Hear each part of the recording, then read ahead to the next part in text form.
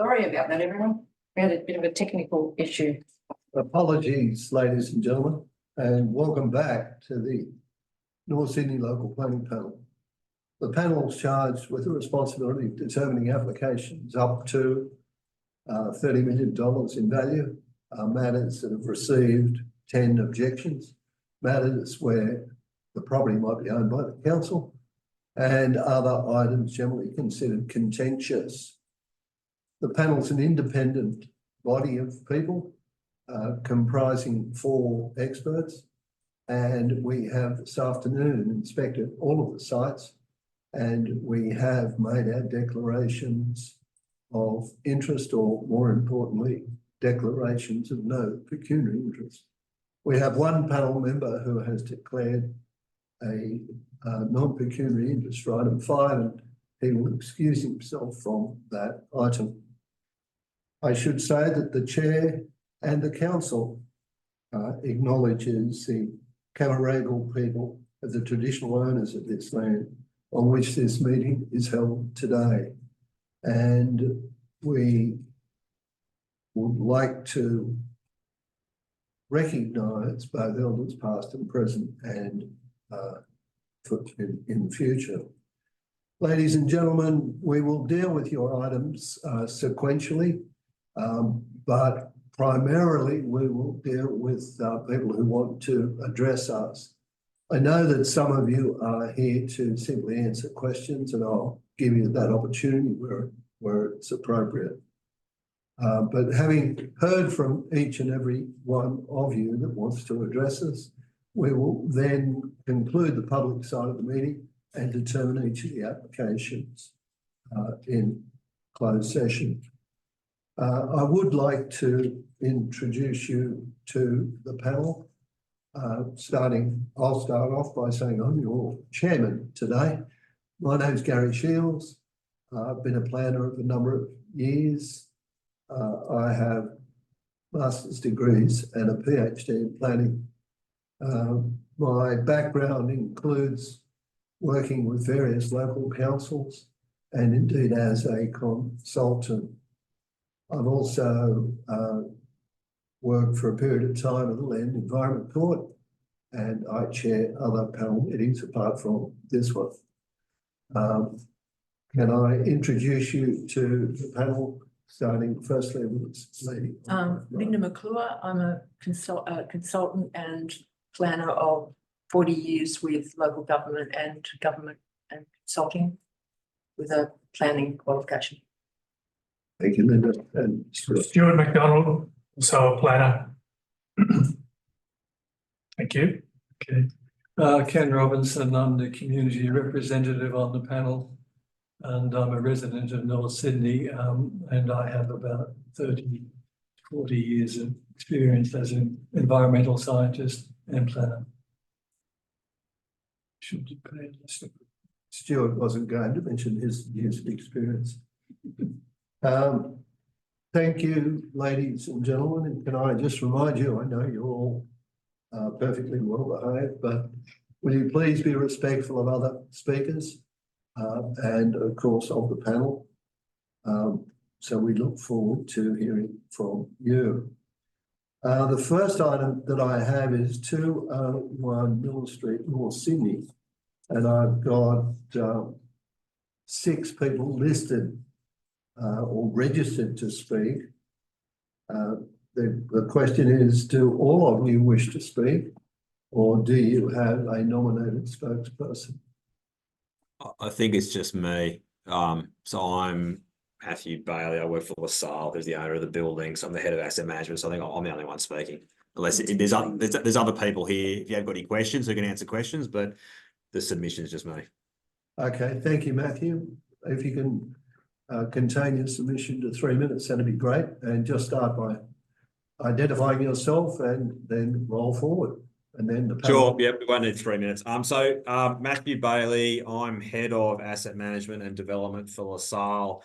We're the owner of the building. Thank you for your consideration. I think we're happy with the proposal, with the exception of one thing. There's a a clause which has been added, a sort of a condition of consent, I suppose, which says that council requesting the replacement of the dummy panels on the northern facade. There's 88 of them on the northern facade to be replaced with a similar dummy panel. Our proposal was bringing it back in closer in line with the original heritage installation, which didn't have dummy panels. Those dummy panels were added in later. A couple of reasons why we don't think this is an appropriate condition. First of all, I suppose it's a minor point, but we've been discussing this. This is the second time we've come to this panel. This submission responded to the last lot of requests, and this sort of replacement of dummy panels has never been raised before and just sort of came out of the blue as an item raised. So we're a bit surprised by that, but be that as it may, the two main reasons are, one, our view is, and the view of our heritage consultants and architects is, what we're trying to do as much as possible is bring this heritage item back to as close as possible to its original heritage state, and replacing a non-heritage edition with another non-heritage edition doesn't seem like the right thing to do from a heritage point of view, according to our consultants and our point of view. And secondly, it adds significant cost to a proposal which is largely driven by, from our point of view, as we mentioned last time in the panel, not really adding any revenue to the building from our point of view. It's really just about compliance upgrades, and it's an unfair impost on us to have to do that, is our point of view. But apart from that, we were happy with the proposed conditions and approval recommendation. Thank you, Matthew. I'll just see if the panel have any questions. Nothing from me, thank you. No, thank you. Matthew, I have one, if I may. You mentioned an unfair impost. Can you elaborate on why it's unfair? Apart from being from a heritage point of view, and I'm going to seek a comment. Is your heritage person there, Natalie? Our architect is Nick, who is a heritage architect as well. So Nick, if you may, I'll talk about the financial impact, which I suppose is just fairly straightforward, and then Nick can sort of talk about the heritage aspect after that. Look, it just costs more money in simple terms. Like what is driving this process isn't that we're trying to make any more money out of the building. It's that the existing panels that were installed are combustible, and we're trying to rectify a potential issue with the building. We're not making any money out of this. To change those panels from the original metal facade to install an extra 88 dummy panels, which serve no purpose. They're not putting fake windows on a building, just costs a lot of money. It's millions of dollars more money, which doesn't make me any money. That's why I think it's unfair. I suppose that's the eye of the beholder, I suppose. From an architectural point of view, Nick can probably elaborate a little bit further. Terrific. Thanks, Matt. If everyone can hear me. Yes, can. Our feeling is that adding fake windows on the northern portion of the building is really not consistent with the idea of modernism, which is essentially form follows function.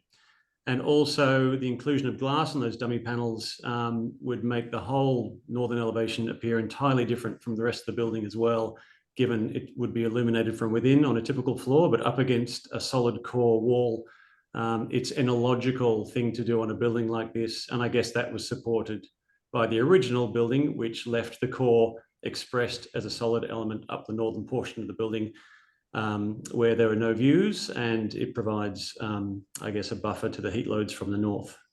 So yes, for us, it's in design terms, it would be not the logical or kind of the right thing to do. All right. Thanks, Nick, and thanks, Matthew. Last chance, panel. Do you have any questions? No. Thank you for your address. We'll consider your submissions together with all the written and other submissions. We've got a written submission from you as well at the conclusion of the addresses to ourselves. Yeah. Thank you again. Thanks for your time. Yeah, thank you. Thanks for your time. Item 2. We all sort of stood back here when we saw we had John Wayne addressing us. John Wayne, are you there? You're on mute. Thank you. You obviously, it shows your age when you know who John Wayne is, because most people wouldn't know that, Gary. So anyway, we know who you're talking about. I know who you're talking. That's John Wynn from Urbis. John Wynn. So we've got you written as John Wayne here. It's John Wynn. I'm happy to write it whatever way you like. So yes, I'm here on behalf of JC Co. I'm joined by Jocelyn Morfoot, who is the in-house planner for JC Co. So she's online as well. If I can, Mr. Chair, we'd like to speak to items 2 and 3, 3 as one, if that is possible. Yes. We're just making the same point on both items. Please. So thank you for the opportunity to address you. There's 2 applications that are before you for replacement signage on a couple of bus shelters in Falcon Street and at Gerard Street in Cremorne. There are existing bus shelters with existing signage on them. We have been there this morning. Good.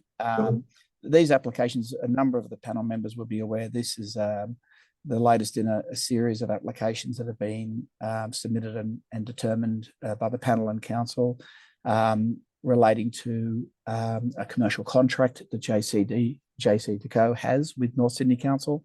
North Sydney Council has a contract to upgrade street furniture and introduce other media type devices throughout the council area, and JC Co is the successful contractor, and this is part of the implementation of that.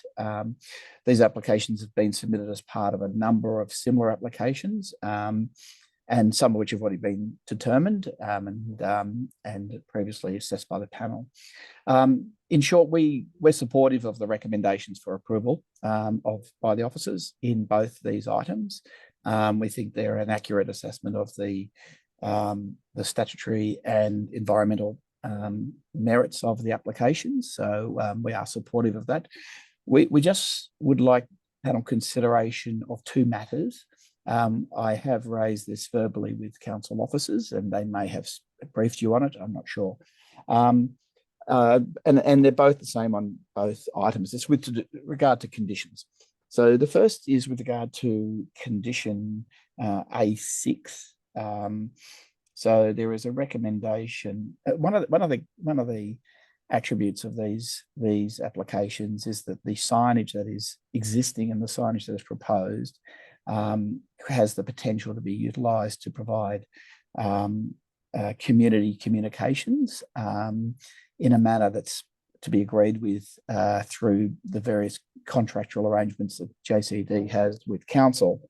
And rightly, the recommendations include conditions that seek to clarify the nature of that community content. So the easiest way to reference this is to refer to the actual full set of conditions, which start on page 24 of my report on LPPO2. If you've got that, that's where all the conditions are. You'll see, if you go to those conditions, the conditions we want to seek, we effectively want to seek a removal of condition A6. A6, you'll see, if you found that in your pack, Yes, thank you. Refers to prior to the issue of a construction certificate, the applicant must provide council with information on what will be included on the community messaging side B of the sign.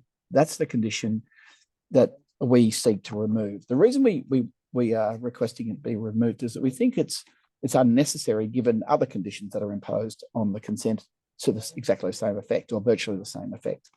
So if you go to condition G4,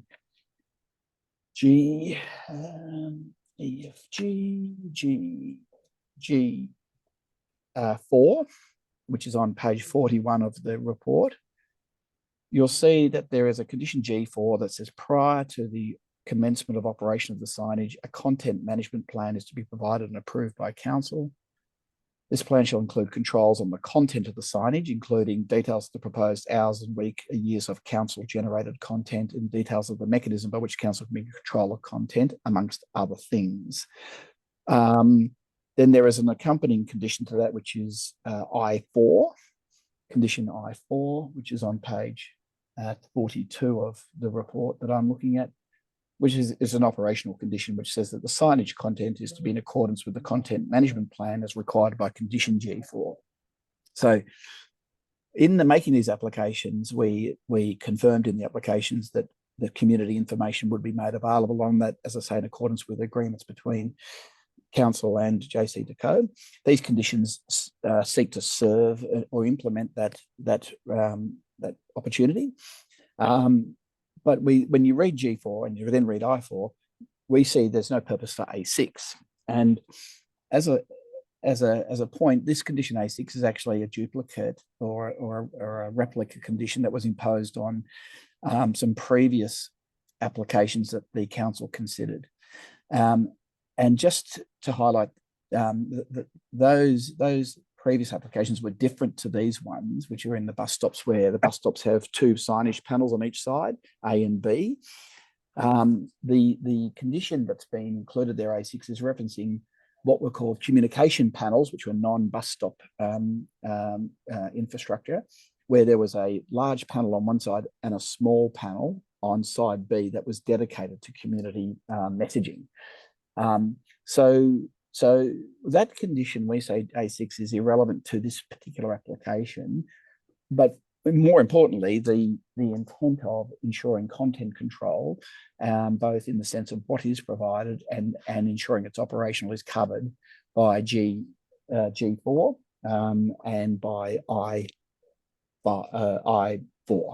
So it's the same condition on both applications, and our request is that just simply be deleted as it's unnecessary. As I say, I raised that with the council officers yesterday, who acknowledged and understood that, but that's what we would request the panel to do. The second, do you want to talk about that, or do you want me to go on to the second matter? Deal with the second matter, please. The second matter relates to condition A5, again on both conditions relating to time-limited consents. Now, the condition recommends a time limit of its consent of 7 years, which at the expiry of which, the operation must cease, but there's an opportunity to lodge an application to extend that prior to expiry. Again, by way of background, under the SEP that is applicable to signage, there's a default position of 15 years for signage. And that is imposed on the basis of being a reasonable period of time for applicants to operate and manage approvals. But it enables a review of that sign at a particular point in time to ensure that the context of the surrounding environment is still appropriate for the continued use of the sign. And that's an industry standard. That's what industry really works to, and that's what most consents are granted with. North Sydney Council has a DCP that says there's a 3-year limit on signage. That's a significant variation to the SEP. The SEP acknowledges that councils can impose more restrictive time periods, but there needs to be justification for that. Now, the council's justification is that they want to make sure, they think 3 years is a suitable amount of time to understand, are things changing to the extent that signs should be reviewed. We've made submissions to the panel on the previous applications that 3 years is untenable for really any the investment and the effort that goes into these types of applications. Obtaining a DA takes about a year. So, we would be needing to lodge another application in about 2 years' time if that were to apply. But the reality is that things don't change that rapidly. And we made the point to the previous panel meetings on the other applications that in those circumstances, we felt that 7 years was an appropriate amount of time. Now, we said 7. Can you wind up? Yep, and we said 7 years in those other ones because they are located in zones which are likely to see change in what's happening around them, residential zones or business zones. The 2 applications before you are different to those that were previously approved at 7 years. These are in road reserve, so under the special purposes zone. They've been assessed as having no negative impacts on traffic or any other aspect of the environment in the road reserve. And we would say that that's a more stable environment in the sense of what's likely to change relevant to these particular signs. So it's our preference that there be recognition of the difference in these two signs and the granting of 9 years for these applications on the basis that they are in an environmentally different category to the previous signs, and most importantly that the assessment show that there's no likely negative impacts associated with it. So our request is simply we would seek A5 to be amended to reference 9 years, and that we'd seek condition A6 to be deleted on both consents. Otherwise, we're satisfied and we believe they represent the applications appropriately. Just, I'll see if the panel have questions, but a question from me firstly. So you don't object to what A6 requires you to do, you just say it's superfluous because of the other conditions. Correct. So it's covered. It's covered. Yeah. Okay, thank you. No, don't have any. Nothing, thank you. Nothing from me. So all clear. Thank you. We'll Okay. make a determination at the end of this meeting. I look forward to it. Thank you. Thank you. Bye-bye. Oh, I should just say, sorry, before we go, Brett, do you have any observations? You still there? Yeah. Hi, Gary. Thanks for that. No, look, I agree with that duplication issue. That I think that was a condition that was carried over from a previous report where that was recommended, but there was no specific condition along the lines of G4. In this case, it's a lot more detailed because of the nature of this particular signage. So I certainly don't have objection to the deletion of that earlier condition. In terms of before I ask you about the years, do we do that in public or do we do that subsequently? I'll leave it to your own deliberation in terms of taking on board what I've said and I guess what the applicant has said as to what you want to do. Will you be around? Can we dial you in about 10 minutes? Or can Yeah, you... sure. Okay, all right. No problem. In relation to the time period. Well, that's what I was referring to, sorry. Oh, sorry. Yeah. Yeah, no, I can talk to you about that later, sure. Yeah, okay. Yep. Thank you. Thank you. There being no other questions, I'll move on to our next presenter. Who is? Item Um, item 4? item 4. Yep. No. Oh, yeah. Yes, it's item 4. 26 And- at Benboy. This is 96 to 98 Benboy Road, Troll Bay. I've got Stephen Kerr. 4 people here listed to address. I can see Stephen Kerr. Stephen, you are normally the spokesman. Will you be the spokesman on this occasion? I will, and there's no need for all 4 of us to speak unless the panel has any questions of either our client or the architects. I'd like to hear from Mr. Myson just for old time's sake. You're happy to hear. Very good. Look, hopefully, panel, this is a very straightforward matter. It's a question of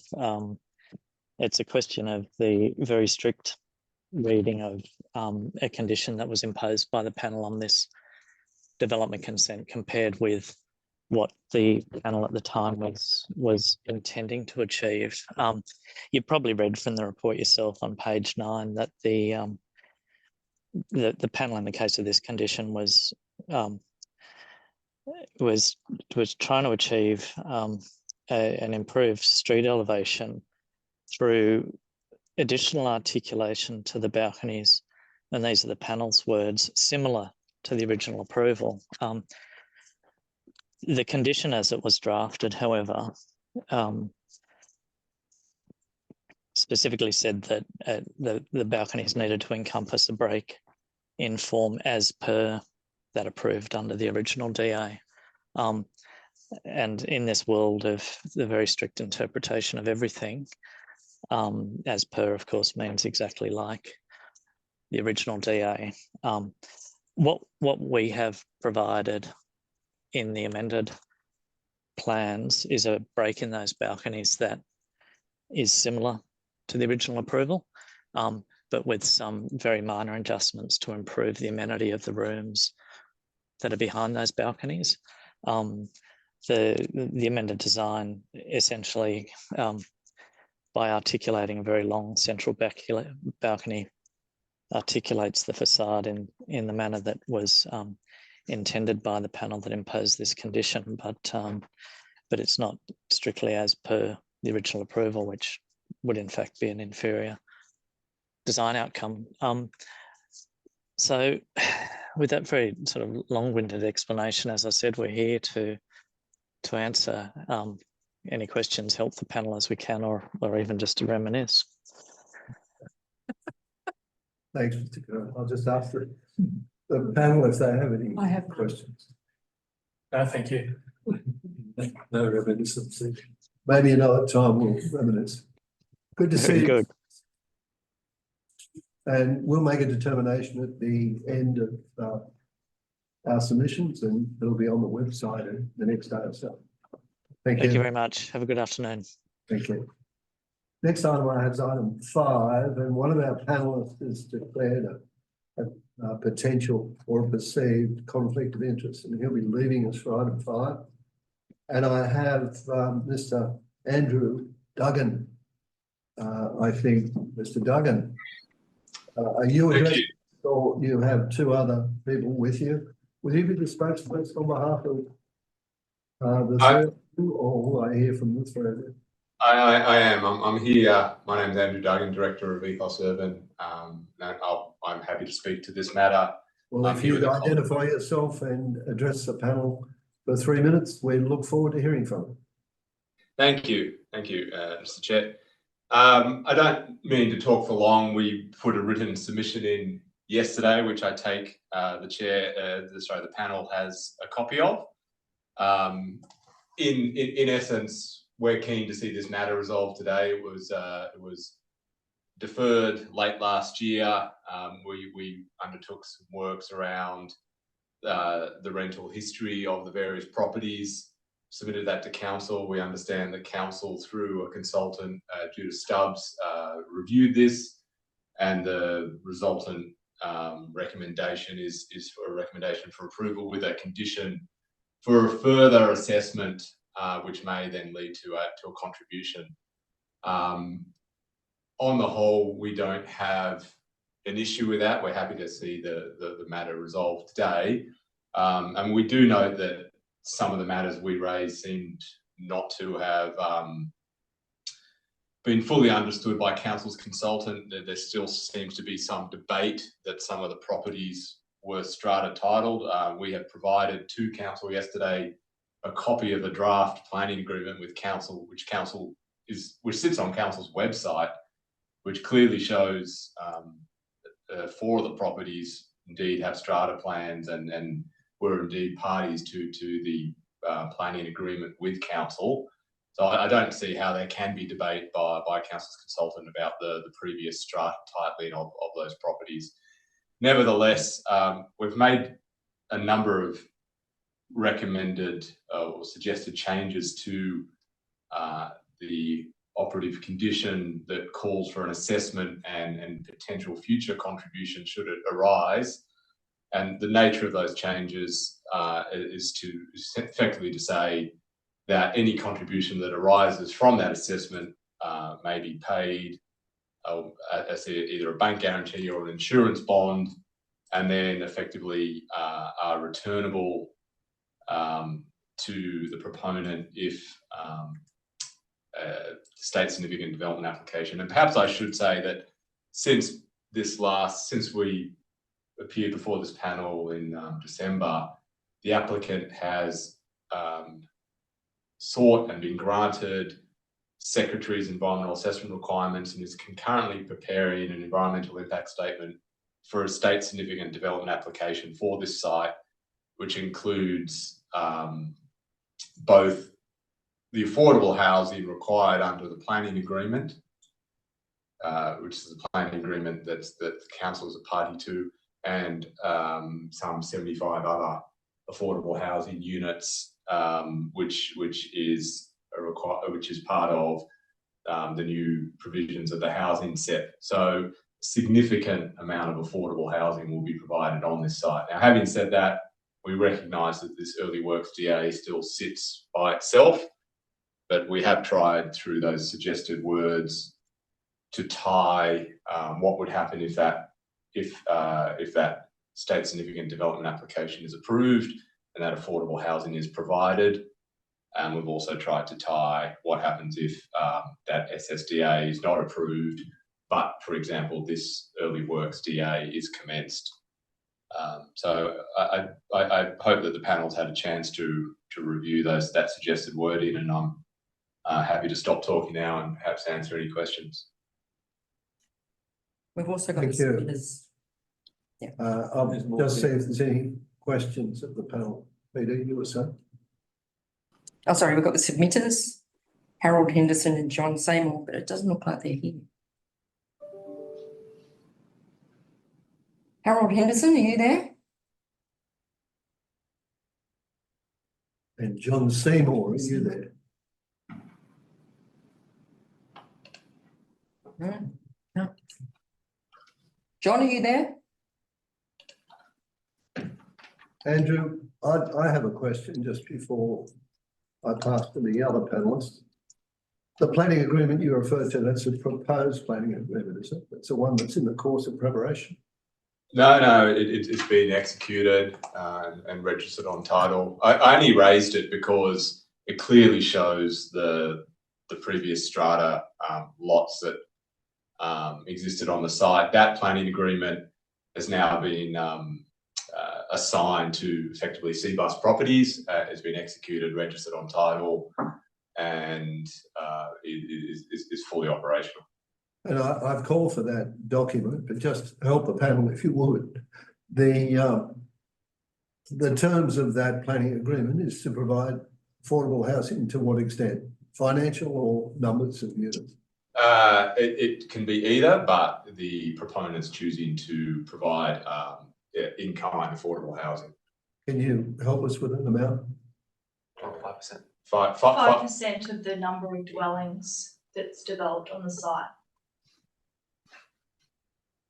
So this is Helen Rosen from CBUS, who's the proponent. Panel, any questions? Linda? No, I don't think so. I'll just check that. Harold Henderson, are you there? You see, there's some suggested change. John Seymour? No. The staff wants to show. Okay. Thank you for your address. We'll consider your comments at the end of this series of deliberations. Thank you. Thank you very much, panel. Thank you. Would you like to get Stuart? Oh, yeah. Thank you.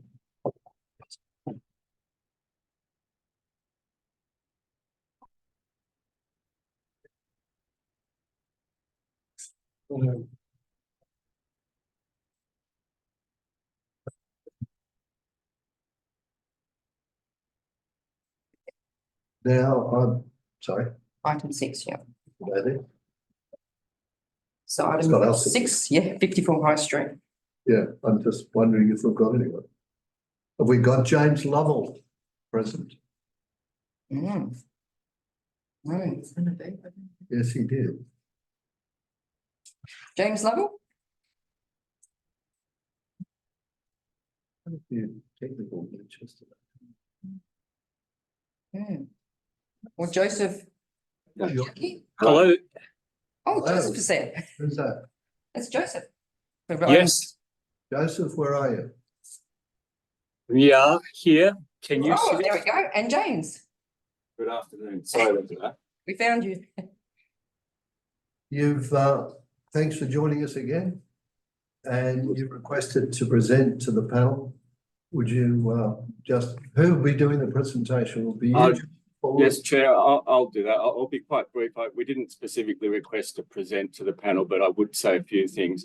Just like to say that we've worked quite closely with the council's assessment officer during an extended period of time to address issues as they arose. We've very carefully been through the assessment report, And there's a series of conditions that are recommended in that report, and I can indicate that Mr. Georgie is satisfied and able to comply with those conditions.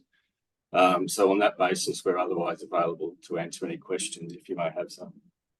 Okay, and you've looked at the conditions, you said, Joseph? Yes, we have. No, They're all okay. James and Joseph, and you're happy with those conditions? Yes. That's the Yes, first. that's okay with me. Okay. Panel, do you have any questions? Thank you. Well, that was very painless, wasn't it? Thank you for. Thank you once again. We'll make a determination shortly and you'll receive the results on the council website the next day or two. Thank you. Thank you.